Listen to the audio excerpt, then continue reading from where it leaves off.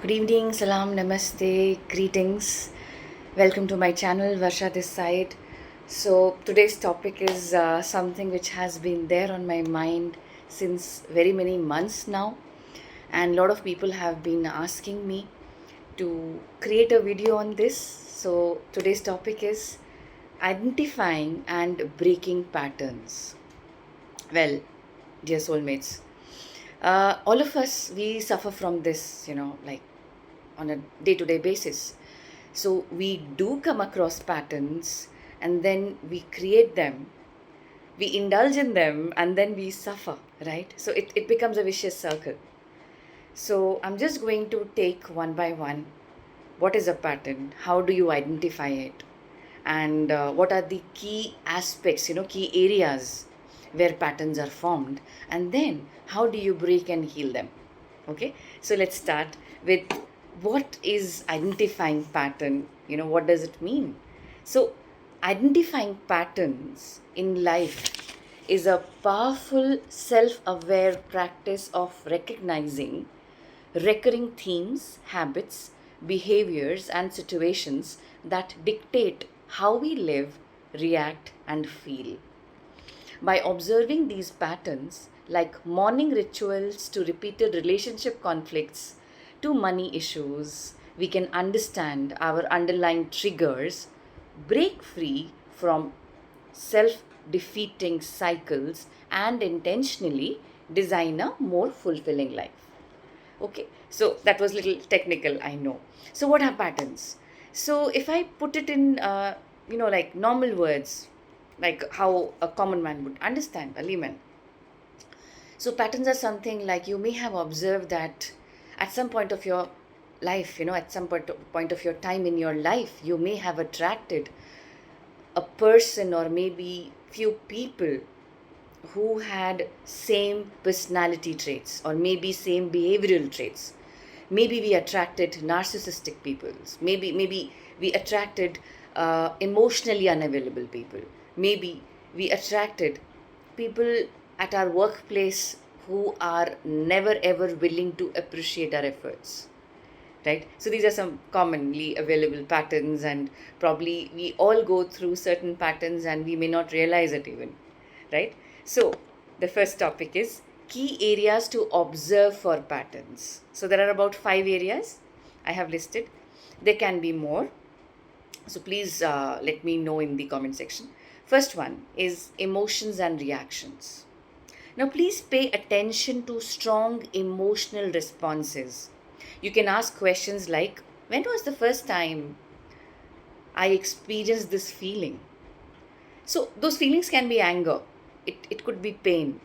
For example, somebody said something and you got really angry.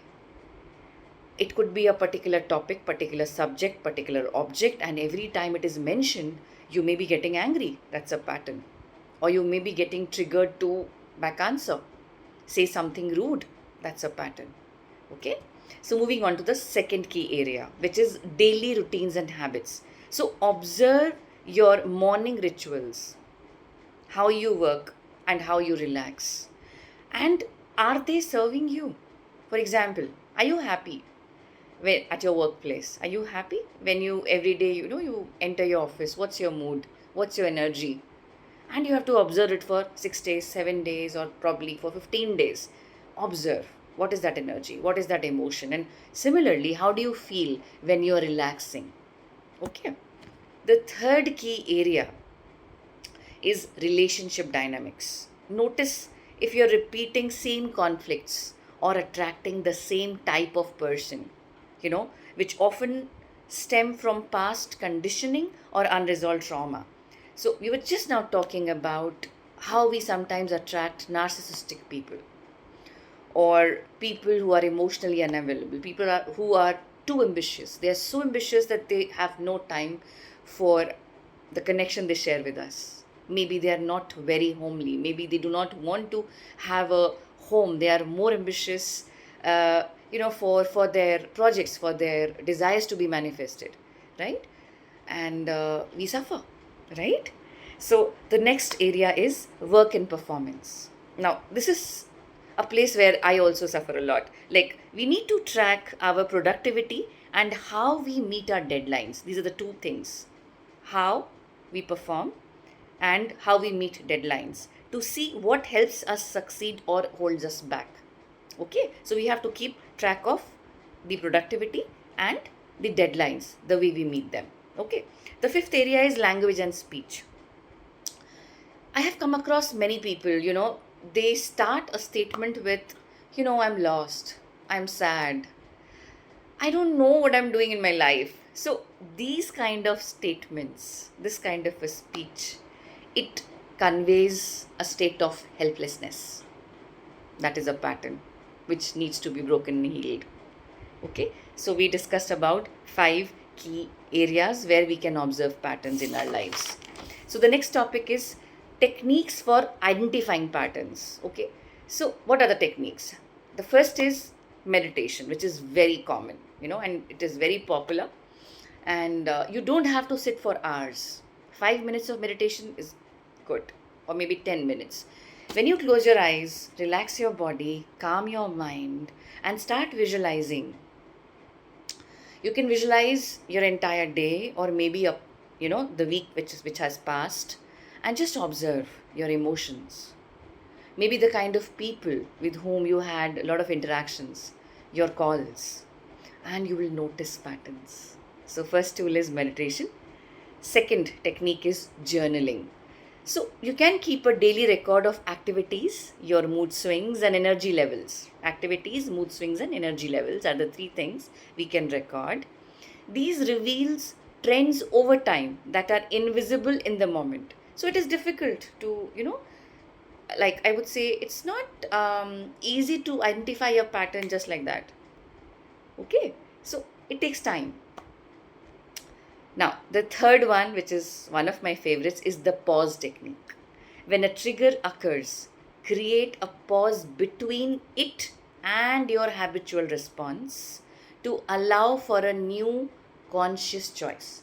For example, you have a relative or probably a cousin whom you don't like. The moment this person appears in front of you, your usual response could be, oh my God, why am I even in front of this person? Pause. The moment this person appears, pause. Don't think, don't react, stay still, and just see what is the next alternative your body is going to give you. That's the pause technique. Okay? Now, the next one is the fourth one: seek external feedback. Now, this is a little difficult because we may not like the way people are going to give us the feedbacks. So, you can ask trusted friends or mentors what they notice about our recurring behaviors. Okay, so we can do that. Fifth one is use metaphors. Visualize your life as a storybook or a woven fabric to see the narrative arc and repeating themes. You can be a third person and just observe how you have been reacting, how you have been acting or talking, in your life while you are dealing with people, you are dealing with situations. Okay. The sixth one is identify the why, which is another important aspect, another important technique. When a pattern appears, ask, what is this pattern trying to teach me? What is it trying to achieve? Most of the times, we may form patterns unknowingly because we are seeking validation. We are seeking comfort. Maybe, we have felt unloved, betrayed, abandoned. And maybe we are seeking that comfort, that warmth, that connection. Okay? So here, that why is important. Why is this pattern appearing? Okay? So these are the 6 techniques through which we can identify patterns. Now, the final and the most important part of this entire audiovisual is breaking and healing the patterns.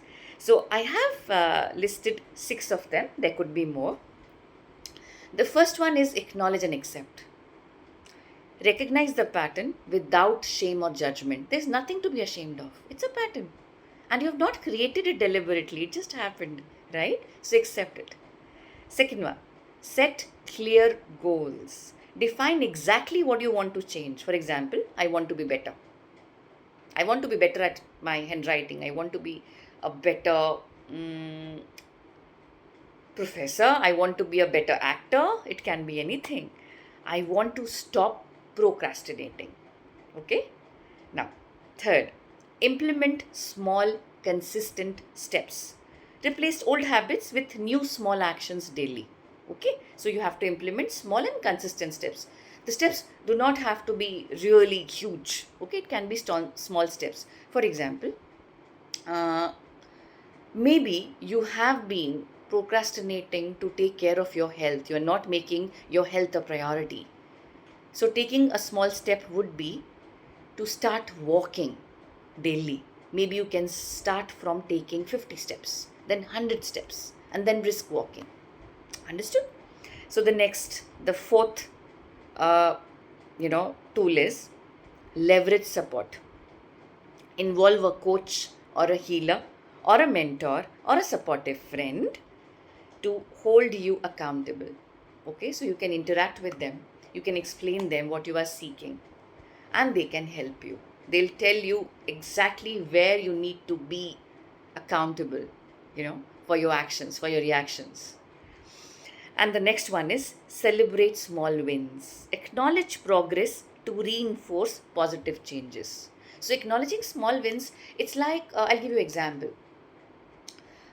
It's like, for many days you have not slept and you've been ignoring that you should have a proper sleep cycle. And after 7 days of not sleeping at a particular time, on the eighth day, you have slept on time. So next day morning, when you wake up, you just pat your back and say, wow, good job. Okay, so celebrating small wins. The last one is book one-on-one sessions with trained therapists, mentors, and coach. See, this is something which has helped me a lot in my journey, booking one-on-one sessions. Because that kinds of build a connection with your mentor or a coach who can understand your needs, and they can actually help you, support you in the best possible way. That's all, guys. I hope this video, like my all previous videos, have helped you, has assisted you in some way. If you have questions, you already have my contact number, my email address. So please drop a message or a mail, whatever is convenient. As always, I'm sending lots and lots of love and blessings your way. Take care.